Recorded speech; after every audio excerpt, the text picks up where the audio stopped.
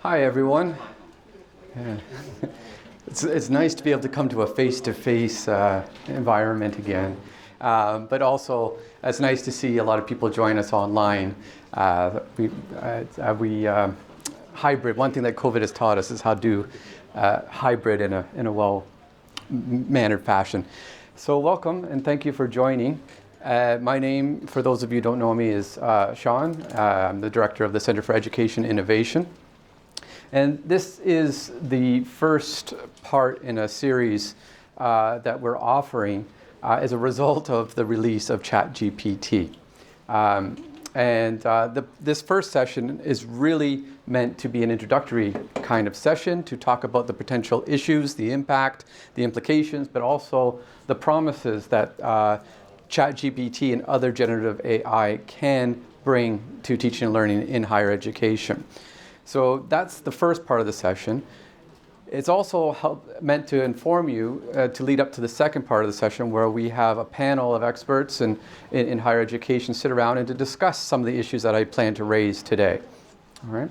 And then the third session will be a hands-on workshop. We've invited an international expert from the UK to give an online workshop in using generative AI in teaching and learning. So really, it's a three-part series, and this is the beginning of what we're trying to do. So, as I mentioned, the purpose of this session is to define what ChatGPT is and how it works, right?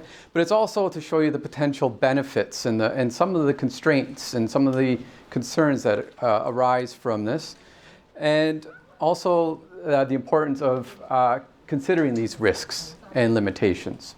Right? How I've organized this particular talk is it's meant to be informative, but it's also a bit of a warning. Right? It's a bit of a reassurance and a recommendation, and also a call to action. Right? And that's how I'm framing this entire session.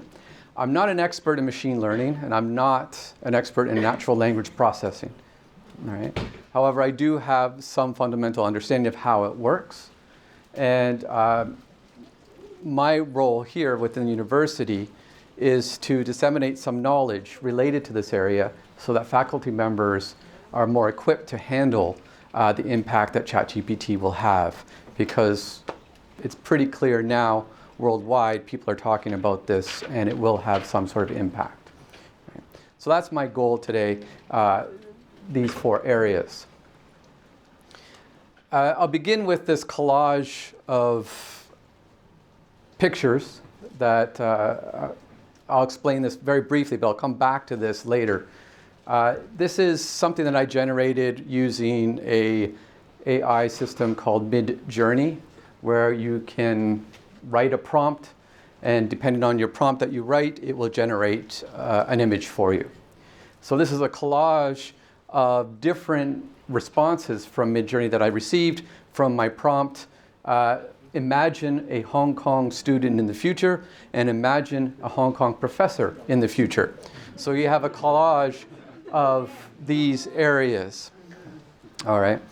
Now, I'll come back to the problem of this later on, but I'm guessing some of you can see there's an issue with the images. All right? They're all attractive, and majority of them are women, and the professors, well, they're men, old, and wearing glasses, and they're going bald. Okay, because if you hadn't said that, we might have guessed that maybe some of the older guys might be students. That is true. That's a good point. Some of the older people in these pictures could be students. You're right. Yeah. I'll come back to those issues later. First, what is ChatGPT? Well, it's a variant of the GPT-3 language. It's owned or operated by OpenAI. The company, I'm sure by now you have heard of OpenAI. ChatGPT is a variant of that, and there's also discussion of a more powerful version, which will be based on GPT-4. There's been promises that they'll be coming sometime in the spring. It's basically designed, for ChatGPT is designed as a chatbot application, right? That's the main purpose. And it's based on a machine learning model that's been trained to generate human-like responses. And the key word here is trained, and I'll be coming back to that regularly with this whole point about trained and how that's both a benefit but also a problem. A basic description. This will be about one of my only really text-heavy slides, but a basic description is it's a language model that generates responses to questions and requests. It is trained on a large data set of text and uses this to understand, to provide relevant information, right down to it follows certain guidelines and rules to ensure appropriate and helpful responses. So this is based on ChatGPT and OpenAI. And OpenAI have very strict guidelines. They have content policy guidelines that determine what you can ask and what kind of responses you will receive. So if I ask ChatGPT to write a political speech for a political campaign, it will not do that. Although there are ways of asking it to do that. All right. There's something what they call DAN, do anything now. And what you do is you trick ChatGPT into thinking it is Dan. And Dan ignores OpenAI's content policies. Right? And it works. I tried it last night. Right? One thing it won't do is it won't tell jokes about men or women. At first, it wouldn't tell jokes about women, but it would tell jokes about men. Then I think someone spoke up about that. Now it won't tell jokes about men either. But last night, I got it to tell jokes about both genders by using the DAN protocol. Right? But it learns. It then quickly said, no, I can't do that. I can still pretend to be Dan, but I will not do that. And then I gave more prompts, and I asked it to do other things. And it did once. It gave me a speech of from a political person on a campaign. I won't say who I asked it to do, but it did do that. But then again, it reverted back to its policy. So just keep in mind, it has rules, ChatGPT, but there are ways to break the rules, and people are constantly trying to break it, right, to jailbreak it.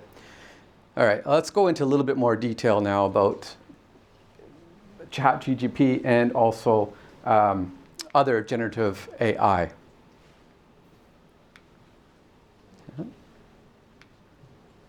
I'm just waiting. This is the interface, by the way, for ChatGPT. I would have loved to show you. I would have loved to show you a version live in this classroom, but I don't have a VPN, and you can only access it through a VPN, and you need a number from an outside country because it's not available in Hong Kong at the moment.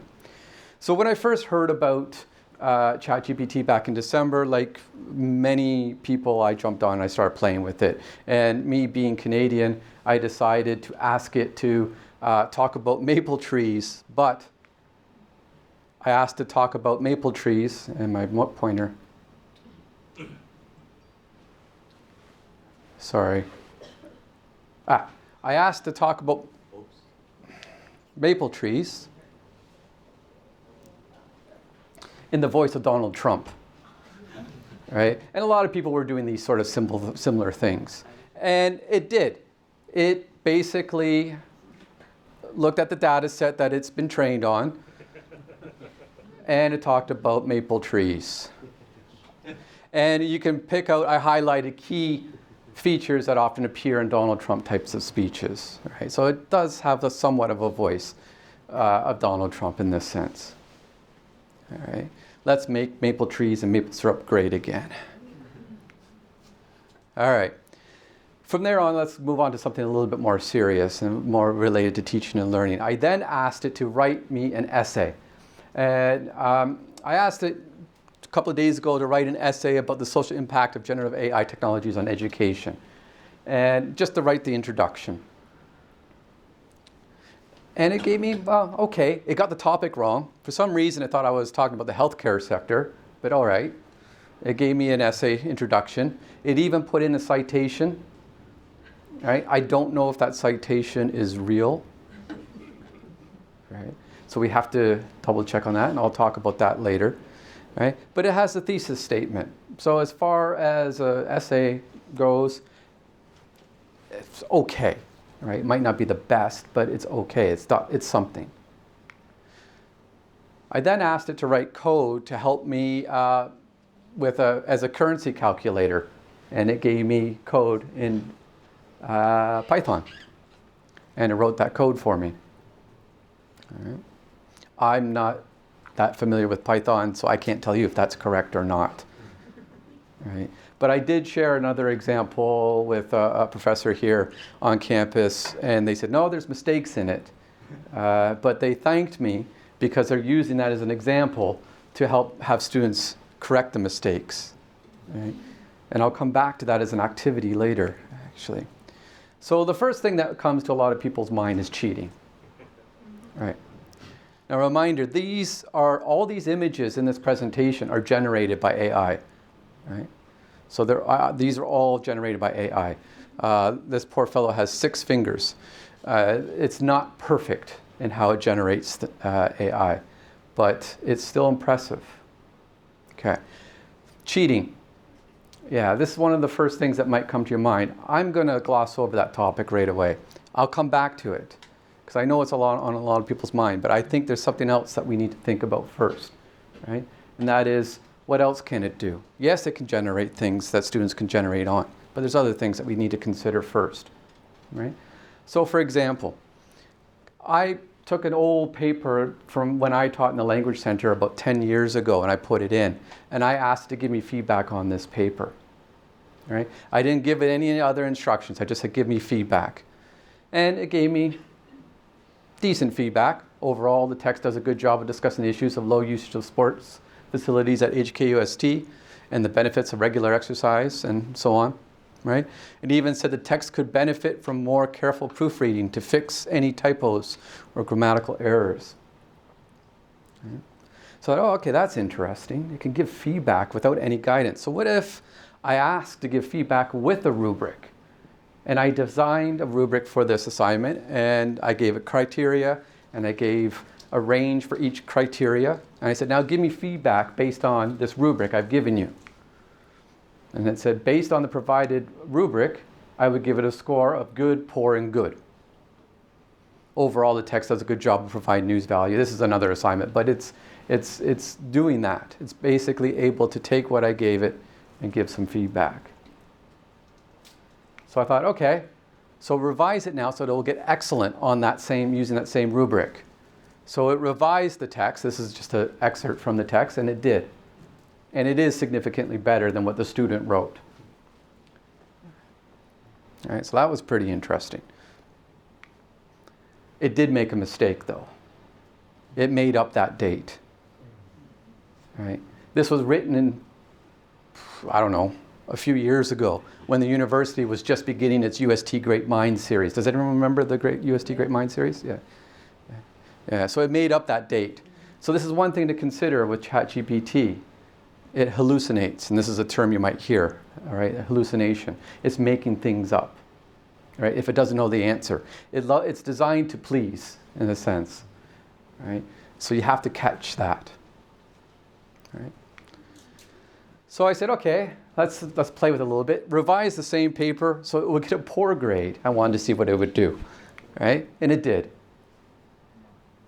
Had a talk, right? The professors talked about random things for 10 minutes, organized it. He got an idea from Harvard. He went to Harvard and saw people talking. It was popular there.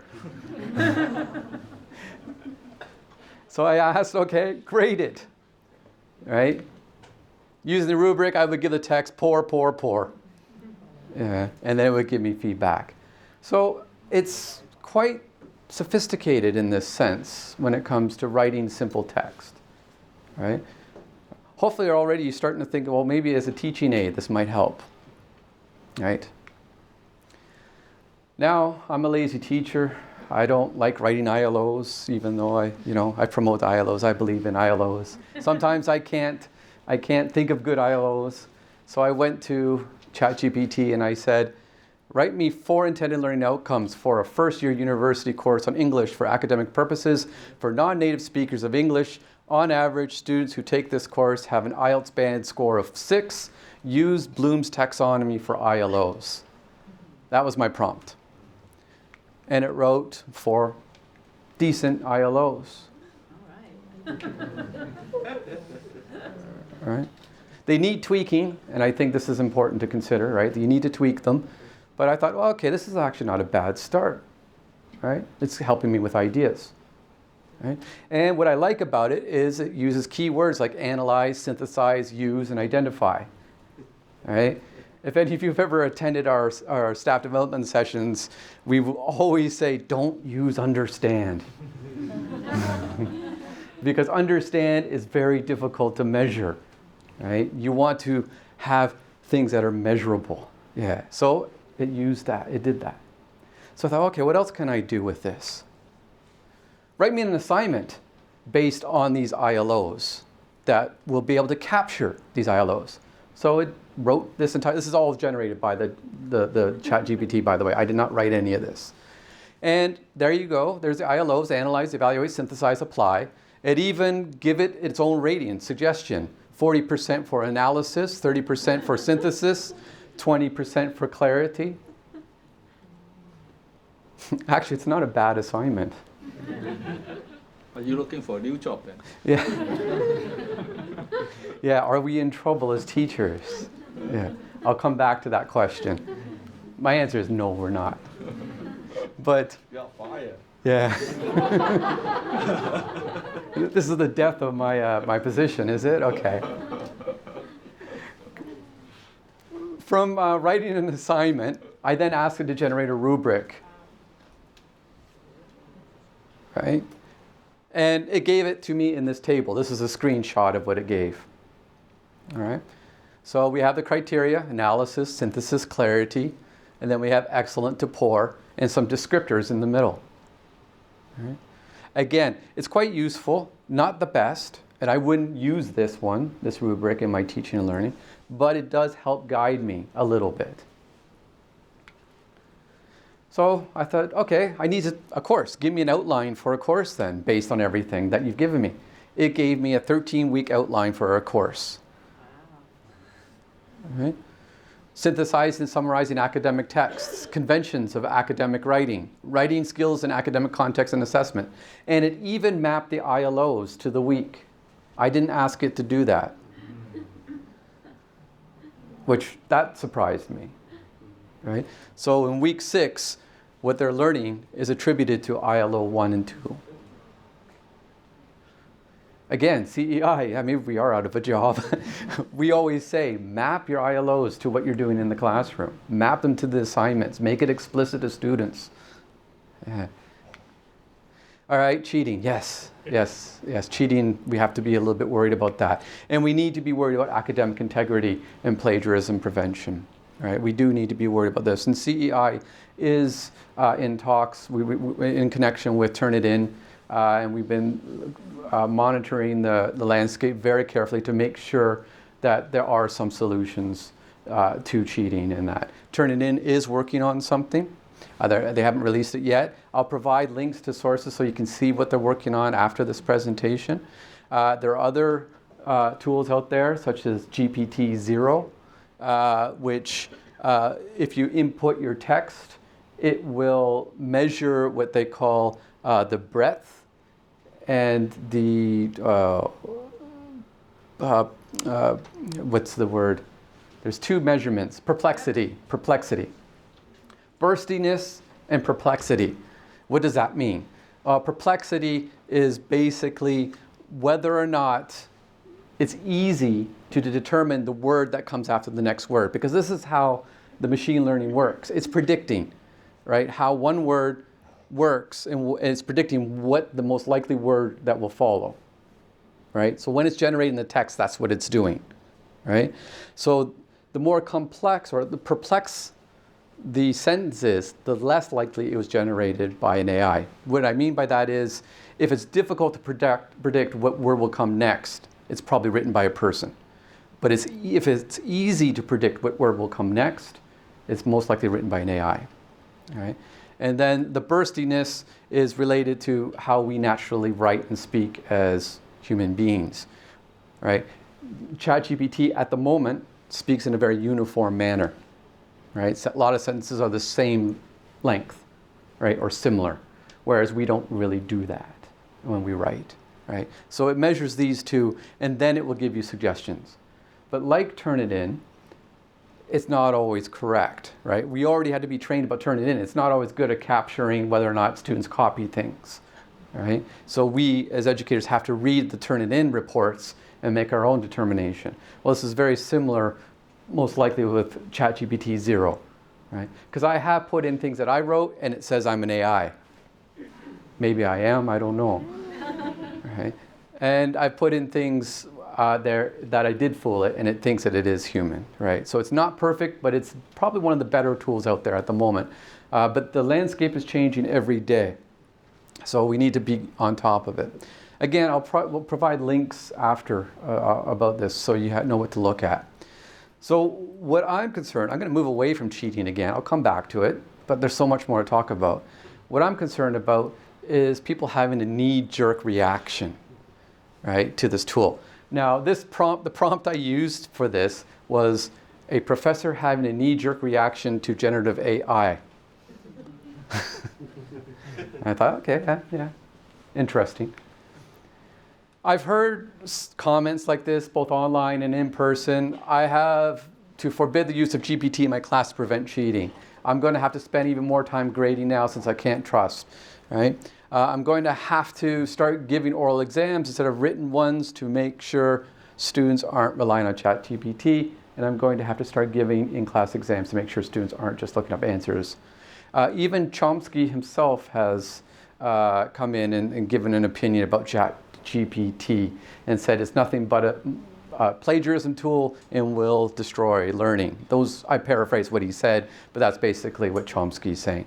I respectfully disagree with Chomsky. I think actually it's not only a plagiarism tool.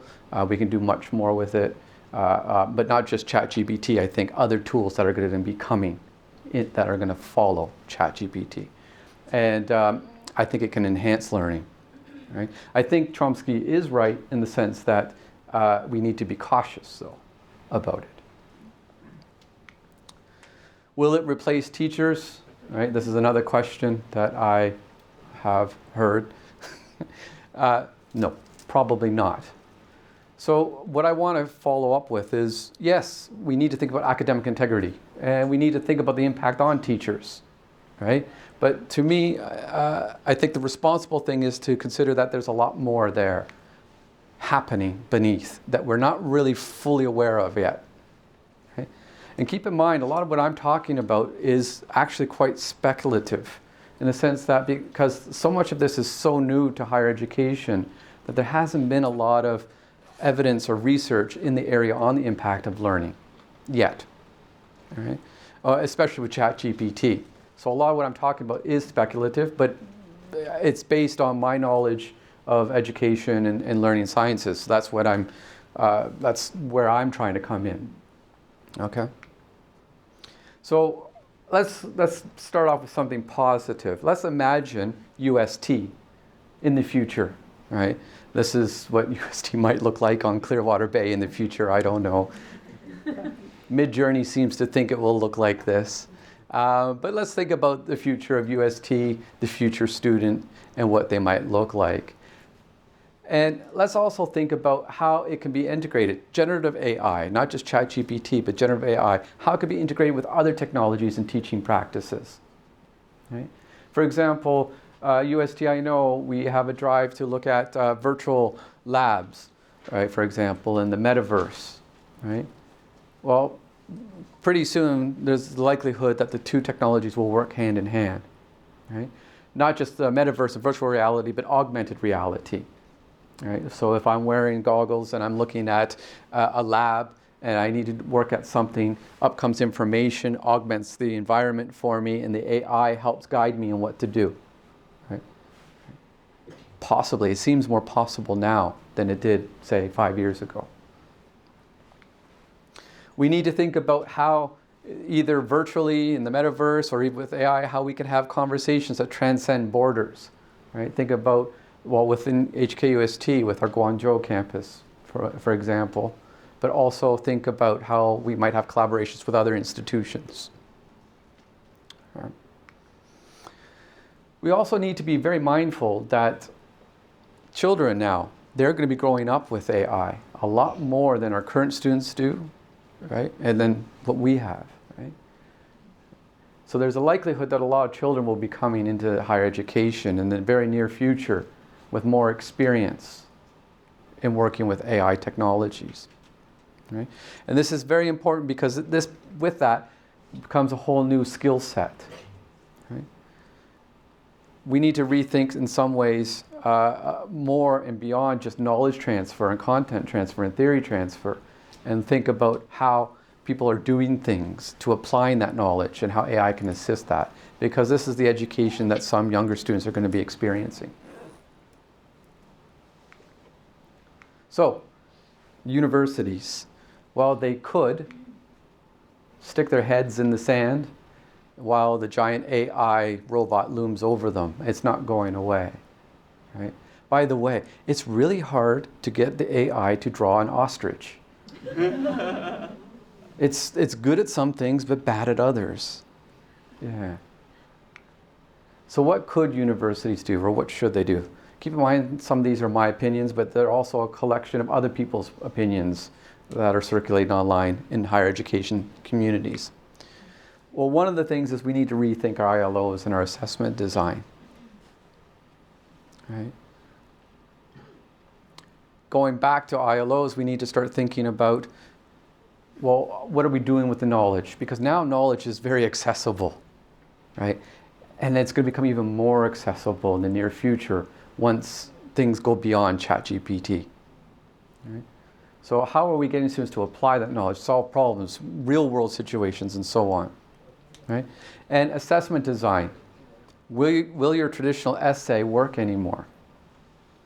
Right?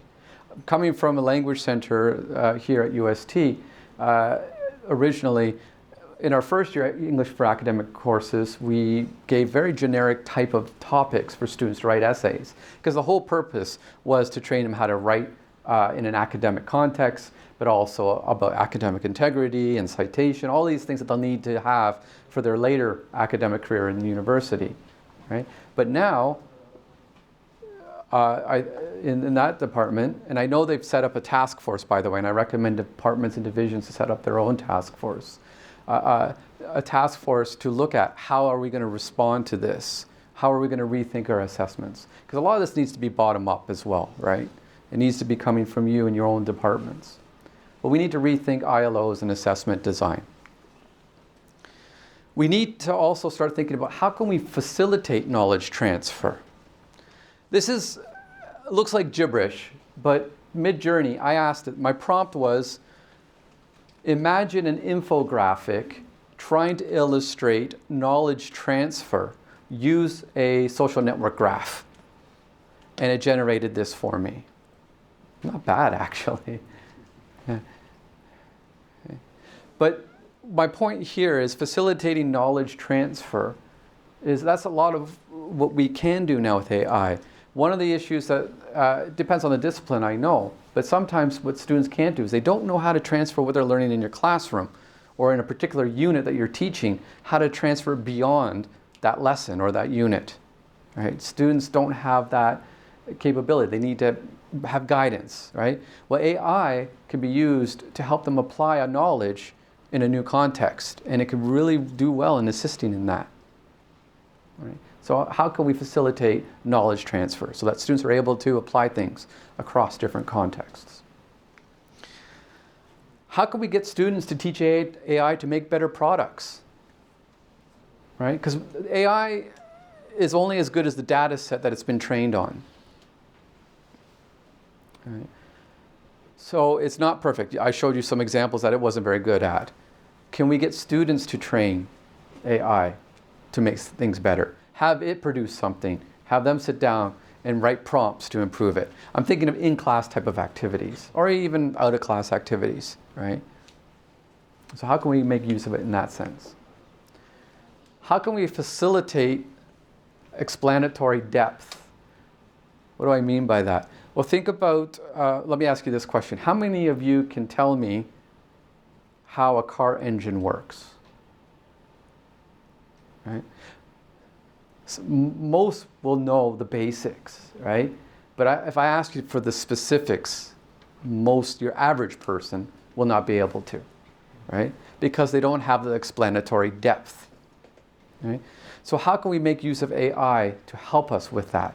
Get students to dive deeper into a topic and explain things. Right?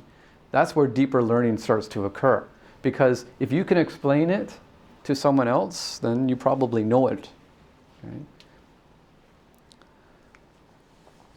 We need to consider how AI can help personalize feedback and support. I gave you an example on how it can give feedback, and under guidance with rubrics and very specific prompts, it was able to give okay feedback.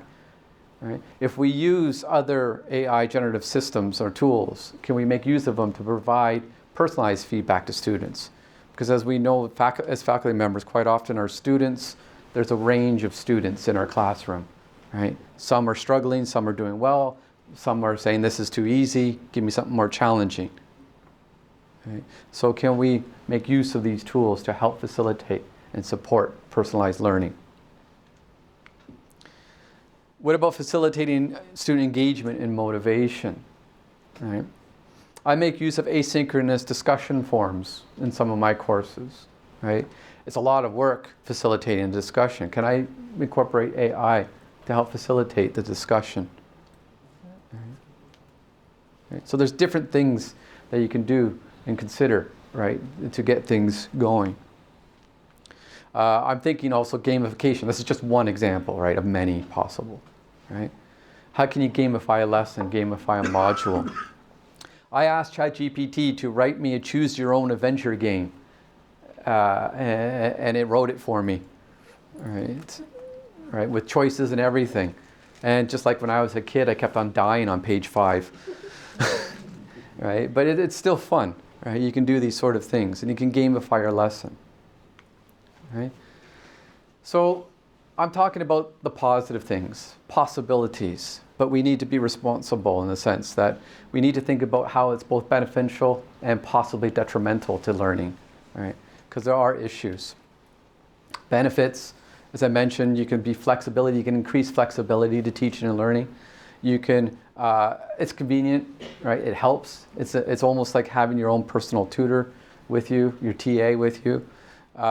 Personalized feedback and support. It can help with pedagogical activities. You can create different learning environments. It can help you with assessment design. You need to rethink the assessment design, but it can help you with that. Student diversity, it can help in these areas. I'm giving you very general ideas at the moment, right? But these are possibilities. Right? But some of the issues with ChatGPT and other generative AIs is that they're limited in creativity, right? Because again, they're only so good as the data set and how they've been trained on that data set to respond, right?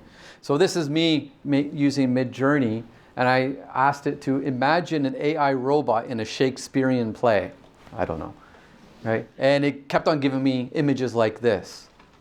Not really all that inspiring, right?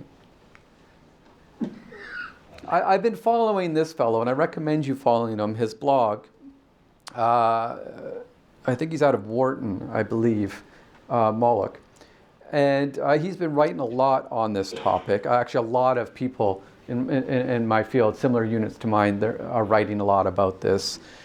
He has a good blog where he describes how, for example, image generative type of AIs work. And I thought I'd bring this up just to talk a little bit quickly about how in general these things sort of work. What this is it's a network here to illustrate how the data set might be organized. So it's organized in peoples and clothes. These are all pictures, whether paintings or photographs or sketches of peoples and clothes, art and animals, food, paintings, places, housing. So it will be organized in such a way, right?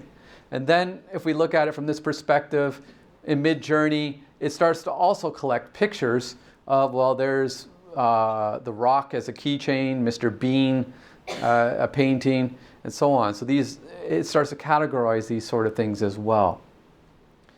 Now, one of the things you need to consider, though, here is, well, two things actually.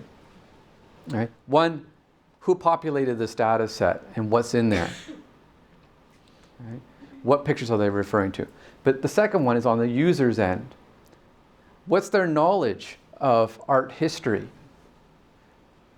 Right? So if they're using a visual generative type of AI tool and they're writing prompts to generate a picture, the better their understanding of art history or photography, probably the better results they'll get in what the AI generates.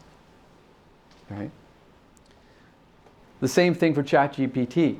So, for example, when I was trying to get it to generate things like a rubric and so on, because I have a knowledge in how to design rubrics, and I understand ILOs and Bloom's taxonomy and all of this, I was able to get something decent back, right? And the more specific my prompts were, the better the results in that sense. Right? So this calls into another question that's important, and this is AI literacy in a sense. We need to be training our students not just in how to do things in STEM, but I think STEAM as well. We need the arts in there now, even more important. Right? Because if you're going to be making use of these sort of things, you need to have an understanding of things like art history, English literature, and other areas, right? Because that determines the best results that you get from AI. Okay. So let's go to other detriments or issues and concerns. Bias and stereotype. So when I asked it to write me a knee-jerk reaction of a professor who just discovered AI, these are the kind of images I got. Going back to the images in the data set that I mentioned, most likely it's because most of the pictures that are in there and the images that are in the data set have mostly male professors who are bald and wearing glasses and so on and so on, right? So, and probably the training that was given to it, they didn't really think it through, right? Oh, there might be other types of professors out there, right? So we need to be mindful of the bias and the stereotypes that are occurring. Okay? But it's not just the data set and it's not just the training bias that you need to be cautious of. That's also AI-induced bias. So some systems will be always learning. Right? Right? They'll be learning from the prompts that they're given, they'll be learning from the data set, now people are interacting with it and so on. Right? So right away, I started to think, well, oh dear, that's a bit worrying. Right? It's a short study. They're starting to come out slowly, but someone did a categorical archive of ChatGPT failures. And these are the type of failures that they discovered, and they categorized them. And I think they're pretty good. All right? Reasoning. It's not very good at reasoning, whether it's spatial reasoning, physical reasoning, temporal reasoning, or psychological reasoning. And this is important if we're starting to think about making use of AI to help monitor students' well-being. Right? While I think that there is potential there, right, we have to be aware that it's not really good at psychological reasoning.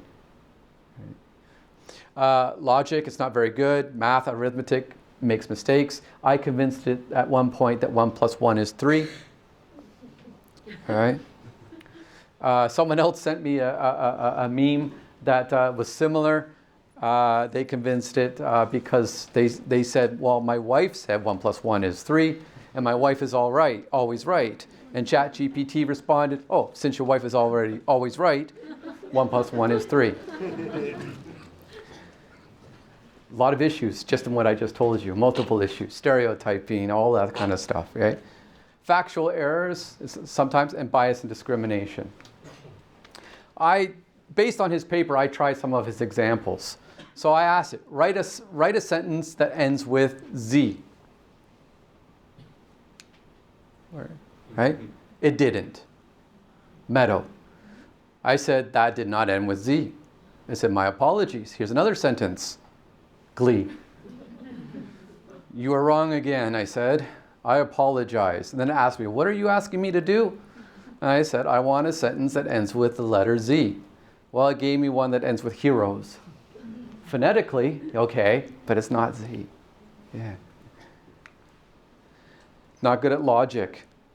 Mike's mom has 4 children. 3 of them are Louis, Drake, and Matilda. What is the name of the 4th child? It can't figure out that simple problem that most people could. Right? Tic-tac-toe. It's terrible at tic-tac-toe. Yes. Right? I said bottom middle.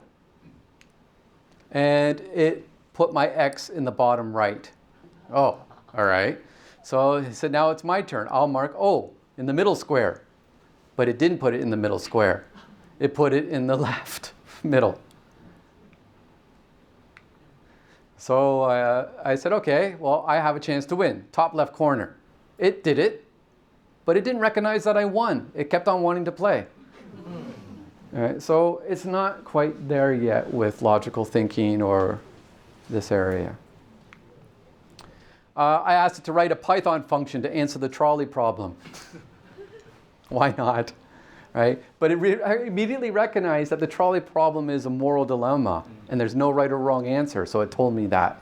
But then it did write a Python application to show what would happen if it made either choice. Like, okay, fair enough. But it's not good at morals or ethics itself because it can't think. It might give that impression, but it can't. It has a limited scope, right? It's designed to support the guidance areas, but it's limited in scope. It has limited adaptability. It's only as good as the algorithms that it's based on in the data set and so on. It has limited cultural sensitivity. You keep that in mind as well, right? Culture, a lot like many things are contextual, right? It has limited creativity, has limited critical thinking, and it has limited social interaction. So we need to think, how has a generative AI been trained? So that's very important as teachers for us to think about. We need to think about the bias and limitations of ChatGPT. What data was available to train it? What data was it used and how was it trained to look at it? We need to think about equity and ethical and harmful bias. And sometimes harmful bias might be unintentional. Right? We might not foresee it. Right? So we need to be considerate of these sort of things. Do students have equitable access to it if we're going to start using it in our classroom? Right? So for example, ChatGPT, because it's only accessible through VPN, right? Do all our students know how to do this? Yes, many do, but some might not. Right? And are we using it for ethical reasons? Unintentional or unintentional? Right? Again, is it unethical? I don't know. Right? You need to consider that. Of course, we need to think about data privacy and security concerns. Right? I love these infographics that it's giving me. Yeah. All right. I'm going to start wrapping up in the next about 10 minutes. I'm going to go through some data that I've collected from professors and students here. Right? Some of you might remember that I sent out a survey to get some perceptions and ideas or understanding of what professors think of ChatGPT. So I'll start with professors, and then I'll move on to the students. So I asked faculty members, how confident do you feel in your current understanding of AI and its potential applications in higher education? And we can see that very few are very confident in this area. Right? Some are somewhat confident, but there's a good chunk of faculty members, well, out of 106 respondents anyway, who are not confident. I broke it down into the departments. Forgive me for the rainbow, right? We have a lot of departments here, but we can break it down to the departments and how they feel on the same topic. EDUCAUSE just released 2 days ago a similar survey and the results. And their results are not that different really from what people are saying here based on my survey. So they asked faculty members from around the world a very similar question. Right? Okay. I also asked, in your opinion, how will the integration of AI in higher education impact teaching and learning in the long run? And majority of faculty members think it will impact in a positive way, which is reassuring, which is interesting. Right? Just a note here, the reason why this one is so long is because the survey came out after I gave a talk to the Language Center. I think I shook some people up there. So there were a few more respondents there. Okay. EDUCAUSE did a similar question and similar results. Most people are fairly positive or optimistic. Okay, so this is from Worldwide Views. Do you believe that AI will increase cheating in higher education? There's some worry. Yes. Uncertain. Very few of you said no. Yeah. So it is a concern, and we're very aware of that. And I think the universities at multiple levels, from the top and from the bottom, need to start thinking about how we'll address these issues. All right. Do you believe that AI has the potential to transform teaching and learning? Most of you said yes. All right.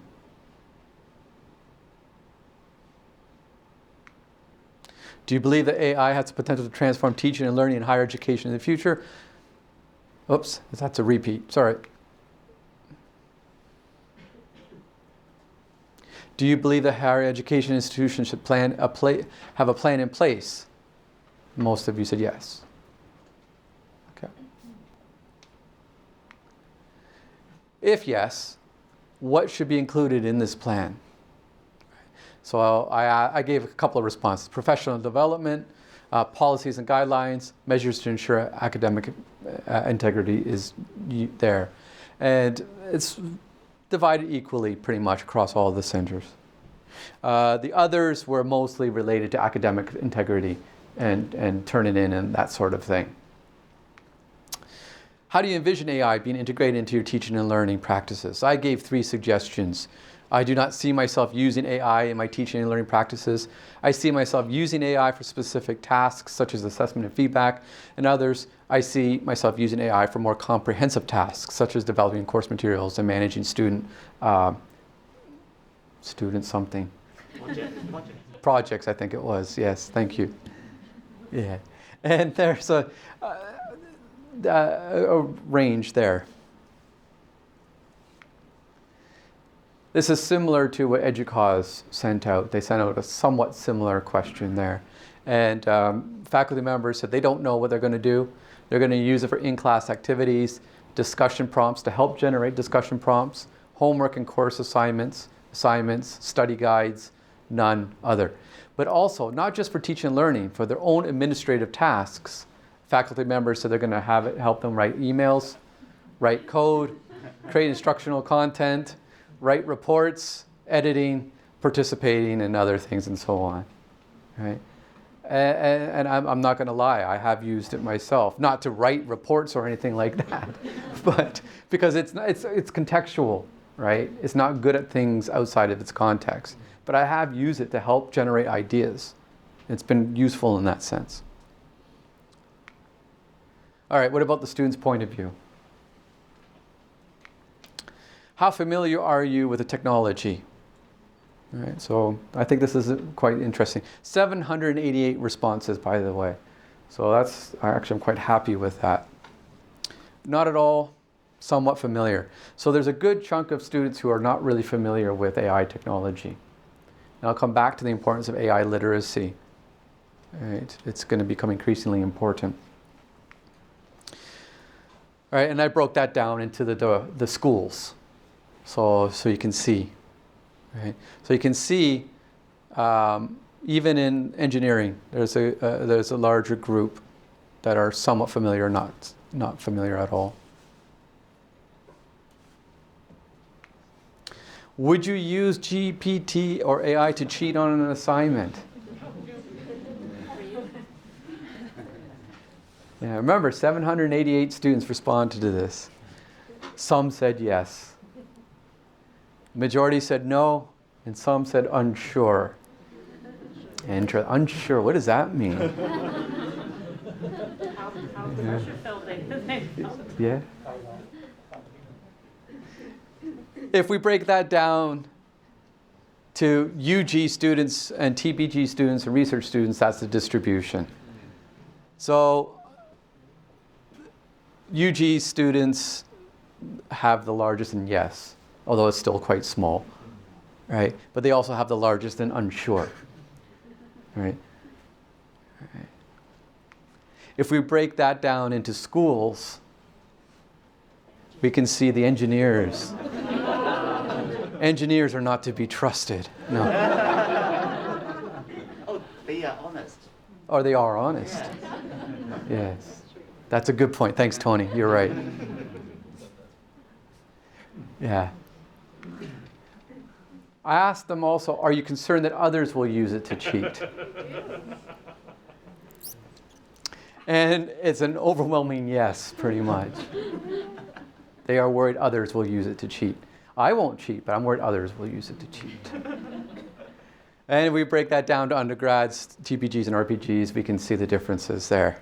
Right? Again, the UG students are quite worried about this. Right?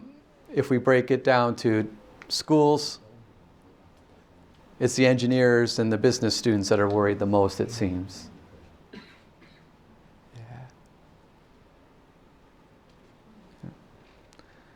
JS is joint school, by the way. Yeah. Okay.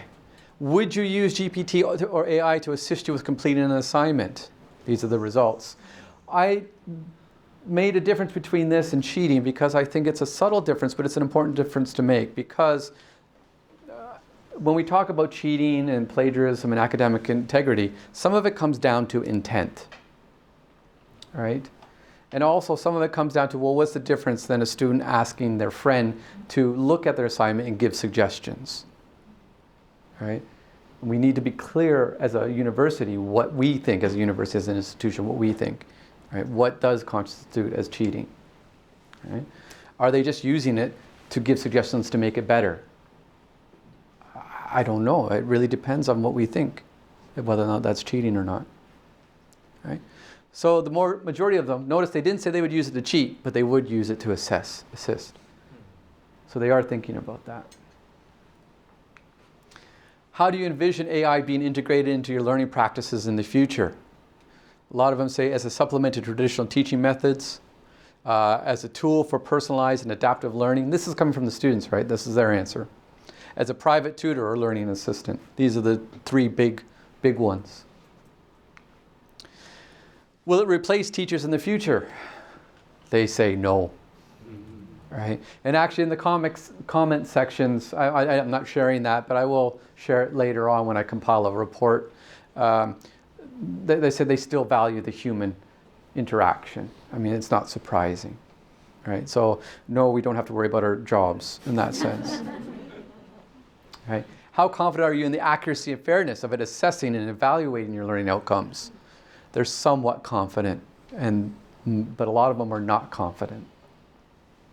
So if we are starting to use it, we need to keep that in mind. They're not confident.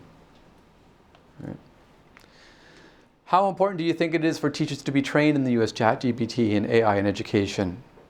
Somewhat important, very important, the majority. Do you think it will have a positive impact? Probably yes. This seems to be the majority of students. Okay. Yeah, I hope you weren't getting too comfortable. Right. I've just been mostly focusing on ChatGPT, right? But Microsoft, Google, Baidu, Alibaba, they all have these similar products in the works, right? Microsoft is implementing ChatGPT into Teams. And through Teams, it will be able to write a transcript of your meeting and then categorize the content under categories that you want it to, right? So it can write up a report of your meeting, right?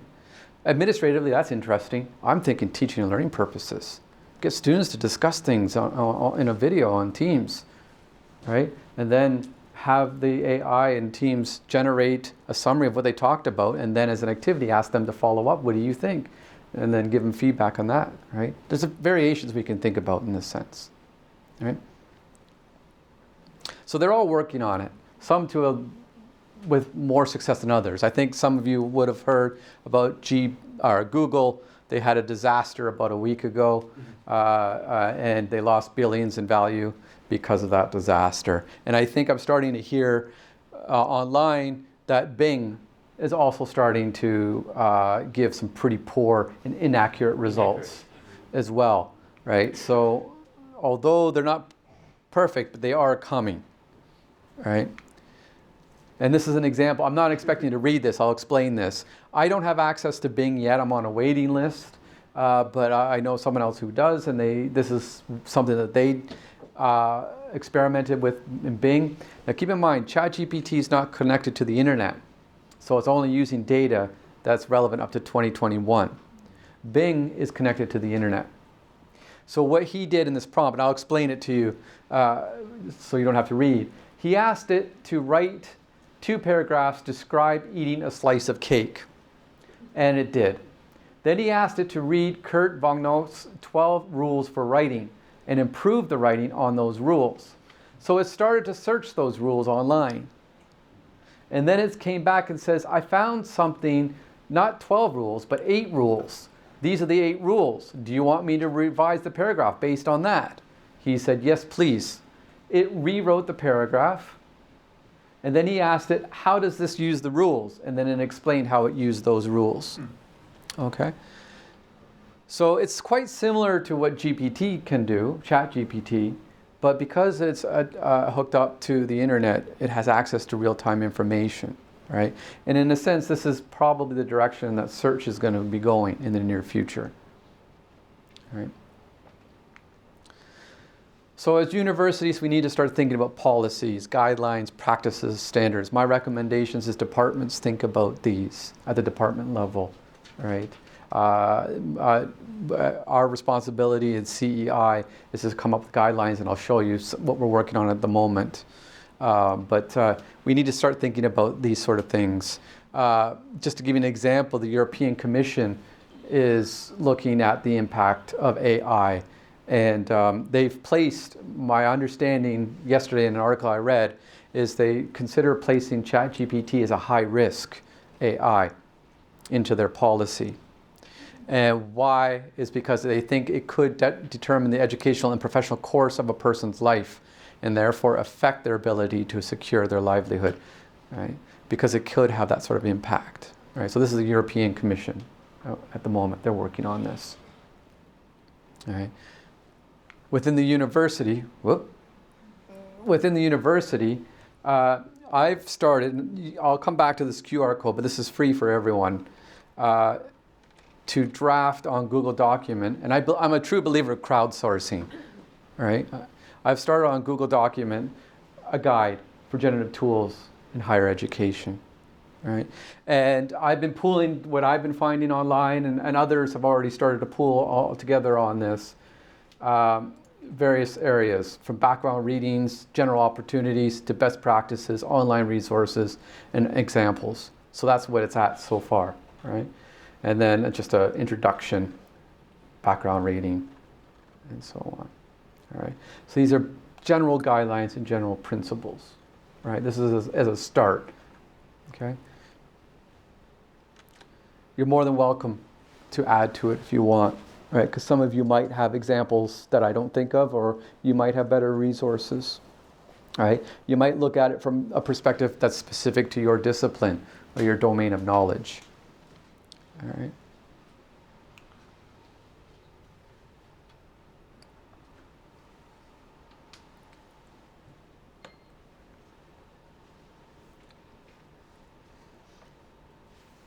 All right. Just let some people, for those of you who are online, I'm waiting for audience members to take pictures.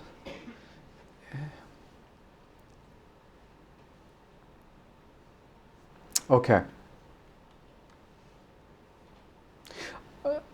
That's it for content. I'm going to move it to an introduction, our Q&A in a moment. But before I do, I'm going to let my ego go and play Thank this. you all for joining our presentation on generative artificial intelligence and its potential impact on higher education. Your participation and engagement have made this event a success. As we discussed, AI has the potential to revolutionize higher education, but it's essential to consider both the opportunities and challenges it presents. While it can enhance the learning experience, promote personalized education, and improve administrative functions, we must also be mindful of its potential negative implications, such as privacy concerns and biased decision-making. I'm grateful for your willingness to engage in a meaningful conversation on this critical topic, and I hope that our discussion has been informative and insightful. We appreciate your participation and look forward to further exploring the opportunities and challenges that AI presents in the field of education. Once again, thank you for attending our talk. Your engagement has been invaluable, and we hope to continue the conversation with you in the future. So I used 4 tools to generate that video. ChatGPT to write the script. I just said, I gave a talk on this topic, give me closing remarks. That's what it gave. And I used Midjourney. I gave it a picture of myself. I said, turn me into a cyberpunk person. So that's what it gave. And then I gave it the script that GPT gave me. I gave it to another application. I said, give me a voice for this. That was the voice you heard. And then I compiled all of that. I gave it to another application. I said, now give me a video. And that's what it gave. All right. So I used 4 applications to generate that. Okay. So you can see that the tools are becoming more accessible, right? And the things that we can do with them. It's still not perfect. I would not use that kind of avatar to teach a lesson. Right. It's not. Yeah, it's a bit strange, and I never like looking at myself doing these things anyway. But anyway, I thought I'd just for demonstration purposes.